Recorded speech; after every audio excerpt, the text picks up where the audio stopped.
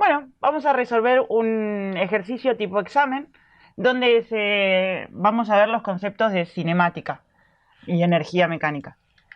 Para eso tenemos que leer bien la consigna. Sabemos que en un juego de niños hay un niño que empuja a otro durante un terreno. La primera parte de la consigna es dibujar bien hacer un diagrama de la situación. Esto es importante porque de acuerdo al diagrama es como se interpreta y se va a solucionar el ejercicio. Lo primero que vamos a dibujar es la parte del terreno. Dice que tenemos 100 metros inclinados y luego unos metros que no conocemos que tiene un terreno recto. En los metros inclinados sabemos que son 100 y dice que tiene una inclinación de 38 grados con respecto a la horizontal. Esa inclinación podemos considerarla aquí o aquí, porque son ángulos equivalentes. Por ende, como lo consideremos, es igual. Por otro lado, sabemos que un niño estaría empujando a otro niño. Es decir, aquí adelante, el niño que está sobre la patineta va a partir con una velocidad inicial de 0 metros sobre segundo y dice que durante 5 segundos se está empujando uno al otro. Es decir, que durante 5 segundos, una distancia que no conocemos, van a estar empujando un niño a otro. Vamos a suponer que la distancia es de aquí hasta aquí. Esto transcurre en 5 segundos. Una incógnita que no tengo es la distancia recorrida. Entonces vamos a llamar a esto un punto crítico, que lo voy a llamar. Aquí al iniciar lo voy a llamar con 1, a este con 2. Entonces, la distancia 2 no la conocemos, es una incógnita. Voy a borrar estos 38 grados para que no molesten en el dibujo. Bien, así veo más claro. Algo más que no conocemos de este dibujo, del punto 2, es la velocidad con la que llega al punto 2. Esto también es una incógnita. Sabemos que parte del reposo, que va a depender de una aceleración, que va a depender tanto del empuje que le da al otro niño como del peso propio, pero no sabemos con qué velocidad llega. Sabemos que durante estos 100 metros no hay un coeficiente de fricción dinámica. Entonces, mu dinámico en este, vamos a llamar en el tramo 1 y 3, entre 1 y 3 es igual a 0. Sabemos que en 3 va a llegar con una velocidad. Dependiendo de esa velocidad, va a ser la distancia total que recorra. Es decir, que si acá viene con 10 metros, quizás llegue hasta acá. Con 10 metros sobre segundo, quizás llegue hasta acá. Pero si viene con una velocidad de 100 metros sobre segundo, quizás llegue más lejos. Entonces, es importante en el punto 3 tener la velocidad 3, que es una incógnita. Tendríamos que saber la aceleración en este tramo entre 2 y 3, que es una incógnita, y la aceleración en el tramo 1 y 2, que también es una incógnita que la vamos a ir averiguando. Sabemos que en este último tramo, hasta que se frena, va a tener un coeficiente de fricción dinámica. Es decir, que se va a ir frenando gracias al rozamiento. Entonces, durante este tramo va a haber un rozamiento y va a haber una distancia que no conocemos. La vamos a llamar x4. Entonces, para calcular el punto que dice de calcular la distancia total, es importante saber x4, ya que los 100 metros iniciales sabemos que los recorre, pero no sabemos hasta qué tramo, qué tanto va a seguir avanzando. Eso va a depender de la velocidad en 3. La velocidad en 3, a su vez, va a depender de la aceleración 2,3 y de la velocidad que venga en 2. La velocidad que venga en 2 va a depender de la aceleración 1,2, que esa aceleración va a depender del empuje del niño y a su vez del coeficiente del peso que estaría impulsando al niño hacia abajo. Entonces, empecemos por partes. Para determinar la velocidad en 2, podemos tener en cuenta que el niño y el peso le están dando un impulso a la patineta. Entonces, vamos a tener que calcular cuál es la fuerza neta que está actuando durante el tramo 1-2. Esa fuerza neta va a estar compuesta por la fuerza que le da el niño más la componente peso que estaría haciendo que el niño caiga. Vengamos aquí por un momento. Para calcular la componente peso vamos a hacer un diagrama de la situación. Tenemos el niño que está en la patineta. Tenemos la componente peso, que va a depender de la masa del niño, que son 36 kilogramos, y va a depender de la gravedad. Entonces, el peso va a ser igual a 36 kilogramos por 9,8. Ahora bien, fíjense que la componente X es esta que tenemos aquí, PX. Y aquí estaría la componente normal, que en este caso la llamamos PY. PY nos interesaría si durante el tramo 1-3 hubiera rozamiento. Como no hay, no nos estaría interesando en este momento. ¿Pero qué datos conocemos? Sabemos que entre PX y la horizontal hay 38 grados. Por ende, entre PX y el peso P debe haber el complemento, que son 52 grados. ¿Cómo llegamos a eso? Haciendo 90, que son el ángulo total, menos los 38. Entonces, a la componente PX la vamos a determinar por trigonometría, como P por coseno de 52 grados. El peso P nos da que es 352 newton. Y la componente PX son 217,2 newton. Entonces, volvamos a la fuerza neta. Para calcular la fuerza neta tenemos los 15 newton que estaba dando el niño, que lo sacamos de datos, más la componente PX, que son 217,2 newton. Eso nos está dando que la fuerza neta en ese tramo son 232,2 newton. ¿Por qué es importante eso? Porque esa fuerza está actuando durante 5 segundos. Entonces me va a dar un impulso. Y el impulso me va a permitir ver cuál es la variación de ímpetu que tiene el cuerpo. Veamos un poquito. Si esa fuerza neta va a actuar durante un tiempo, esto es impulso. Y esto es igual a m por delta v, que es la variación del ímpetu. Sabemos que el v inicial es igual a 0, entonces cuando yo haga esta cuenta me va a quedar 232,2 newton que van a estar actuando durante 5 segundos y eso tiene que ser igual a la masa, 36 kilogramos,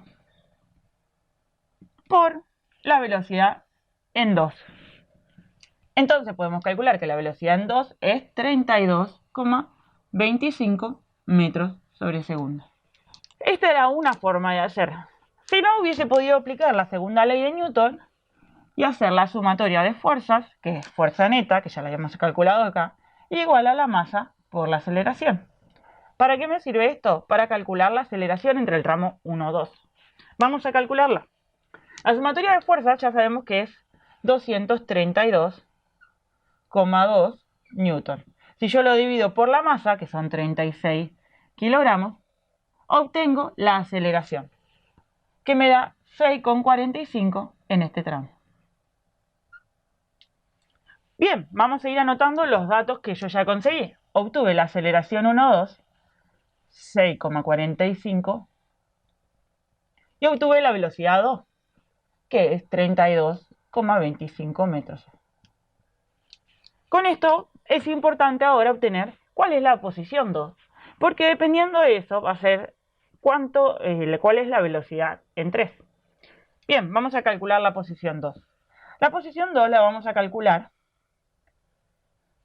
con la fórmula de cinemática que dice que x final es igual a x inicial más velocidad inicial por t más 1/2 de la aceleración por el tiempo al cuadrado. Sabemos que la posición inicial lo vamos a considerar como 0, porque es el inicio. Este valor es arbitrario, pero si nosotros ponemos acá un valor de 10, a todo el resto de las variables de posición les vamos a tener que incorporar este x inicial. A nosotros nos interesa que empiece en un x inicial de 0. La velocidad inicial como parte del reposo es 0 también. Entonces el X final va a quedar determinado por 1/2 de la aceleración, que ya dijimos que es 6,45, por 5 segundos, y todo esto al cuadrado. Eso me da una posición final de 80,6 metros. Es decir, que durante 80,6 metros es el momento en que el primer niño suelta al niño que está en la patineta y le da un impulso que hace que tenga una velocidad final de 32,25 newton. Bien, borremos esto y vamos a calcular ahora la velocidad en 3. Vamos a calcular la siguiente incógnita, que es la velocidad en 3. Para calcular la velocidad en 3, tenemos que tener en cuenta cuál es la aceleración que hay entre los puntos 2 y 3. Esa aceleración la vamos a determinar con la segunda ley de Newton, es decir, con la sumatoria de fuerzas igual a masa por aceleración. En este punto, entre 2 y 3, ya no estaría actuando la fuerza de la persona que está dando el impulso y no está actuando fuerza de rozamiento. Entonces la única fuerza que tengo actuando es la componente Px, que ya dijimos que Px valía 217,2 newton. Entonces, si lo divido por la masa, puedo obtener la aceleración. Esta aceleración me da 6,03 metros sobre segundo cuadrado. Con esta aceleración, ¿y cuál es la velocidad en 2? Vamos a determinar la velocidad en 3.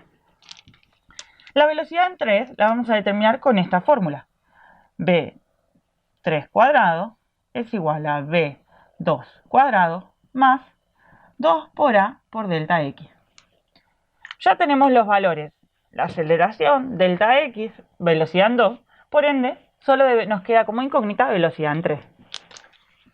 No podríamos utilizar la ecuación que utilizamos anteriormente porque no tenemos el tiempo. Entonces, velocidad en 3 me queda igual. La velocidad en 2, que era 32,25 metros sobre segundo, todo esto al cuadrado, más 2 por la aceleración que acabamos de encontrar, por delta X. Delta X no lo tenemos en realidad, pero sabemos que son 100 metros el recorrido total y 80,6 metros hasta llegar aquí. Por ende, delta X vamos a aproximarlo a 20 metros. Vamos a decir que 80 son hasta el punto 2 y el resto es 20 metros. Entonces con esto, haciendo la raíz cuadrada, vamos a obtener la velocidad en 3. La velocidad en 3 da 35,8 metros sobre segundo. Con la velocidad en 3, sabiendo que en esta parte va a haber una aceleración negativa, vamos a determinar cuál es la distancia final. Primero, para eso, vamos a determinar la aceleración entre 3 y 4. ¿Cómo vamos a determinar la aceleración entre 3 y 4? Con la segunda ley de Newton, nuevamente. Para eso necesitamos saber qué fuerzas están actuando en este tramo. Si miramos bien, en este tramo no tengo ninguna componente de peso que me impulsara a la patineta a ir del punto 3 al punto 4. Por ende, lo único que estoy actuando es la fuerza de rozamiento. ¿Por qué? Porque en este sector hay un hemodinámico. Vamos a calcular cuál es la fuerza de rozamiento. La fuerza de rozamiento la calculamos la normal por el hemodinámico. La normal es la misma que la componente peso, pero con el sentido contrario. Entonces, la componente peso ya la calculamos antes, es 36 por 9,8.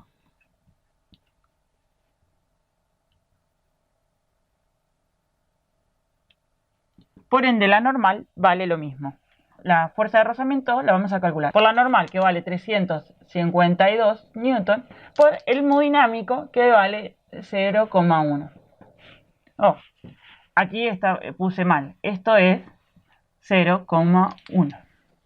Entonces, la fuerza de rozamiento es igual a 35,2 newton. Por ende, la aceleración entre el tramo 3 y 4 tiene que ser La fuerza de arrastramiento tiene un sentido contrario al movimiento. Aquí va a hacer que se frene. Entonces es la sumatoria de fuerzas, que en este caso solamente tengo la fuerza de arrastramiento, 35,2 newton, sobre la masa, que son 36 kilogramos.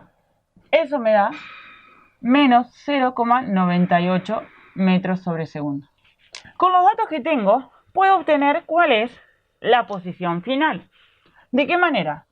Sabemos la velocidad en 4. ¿Por qué? Porque se tiene que frenar en 4. Entonces la velocidad en 4 es 0 metros sobre segundo. Sabiendo la velocidad en 4, vamos a utilizar la fórmula que dice velocidad final al cuadrado es igual a velocidad inicial al cuadrado más 2 veces la aceleración por delta x. Una vez que obtenga, reemplace los valores, voy a poder obtener cuál es el delta x, es decir, toda la posición entre el punto 3 y 4. La velocidad final al cuadrado ya dijimos que era 0 metros sobre segundo. Al elevarla al cuadrado me da 0. La velocidad inicial al cuadrado es la velocidad que teníamos en el punto 3, que calculamos en este punto. Entonces es 35,8 al cuadrado más 2 veces la aceleración que aquí acabamos de calcular, que es menos 0,98 por delta x. Ahora bien, pasaría este restando y todo esto dividiendo al término que está aquí. Entonces delta x me va a quedar con menos 35,8 al cuadrado dividido 2 por menos 0,98. Y esto me da 653 metros. Por ende, para calcular el punto de posición final de distancia total recorrida, tenemos que considerar este delta x, que es entre el punto 3 y 4, más los 100 metros que tenemos acá. Entonces, la distancia total recorrida va a ser 653 metros más 100 metros inicial, es decir, 753 metros. En el inicio del recorrido, que lo vamos a llamar punto 1, en el punto, cuando empieza el recorrido horizontal, que lo vamos a llamar punto 2, y el final del recorrido, que lo vamos a llamar en este caso punto 3. Bien, empecemos a determinar. Para determinar la energía mecánica en el punto 1, tenemos que considerar, como siempre, la energía potencial más la energía cinética.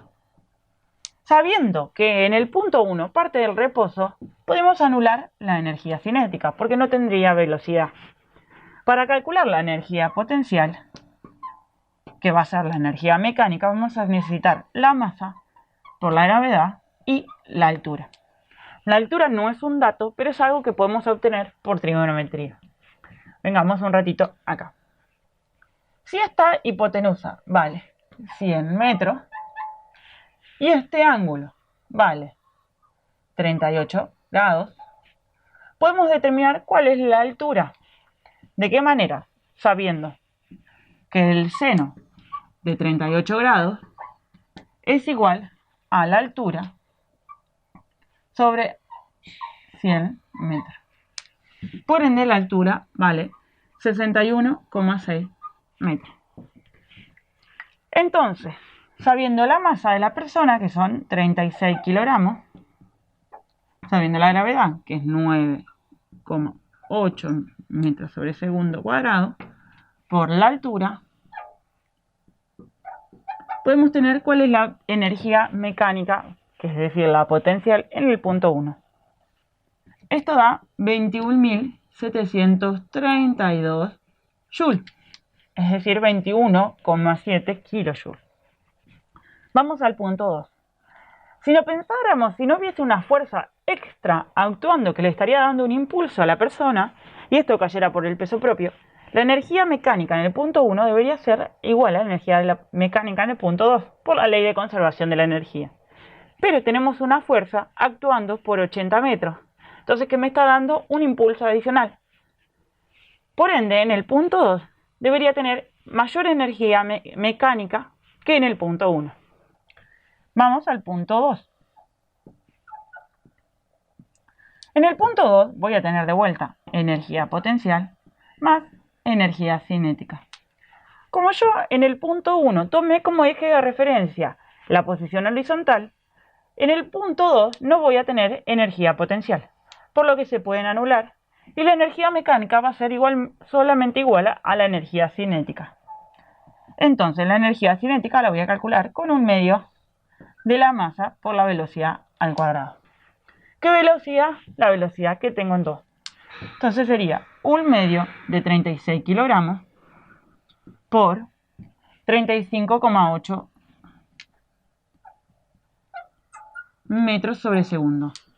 Y todo esto al cuadrado. Esto me da 23.069 joules.